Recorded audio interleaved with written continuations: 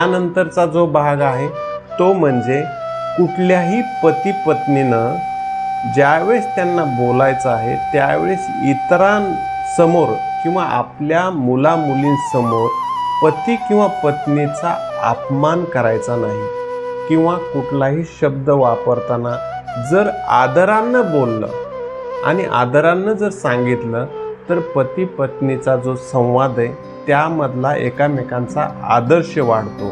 बऱ्याच लोकांना सवय असते की इतरांसमोर पत्नीचा अपमान करायचा किंवा काहीतरी चुकीचं बोलून पत्नीला कमी समजायचं किंवा बऱ्याच पत्नी किंवा महिलासुद्धा की नवरा एखादा साधा सरळ सोपा भोळा अशा प्रमाणात जर असेल तर त्याचा अपमान करायचा किंवा इतर पुरुषाबरोबर त्याला कमी समजायचं. अशा प्रकारची जी मान सन्मानाची गोष्ट आहे ती मुलांसमोर आणि इतर लोकांसमोर पती किंवा पत्नीने एकामेकाचा सन्मानच करावा.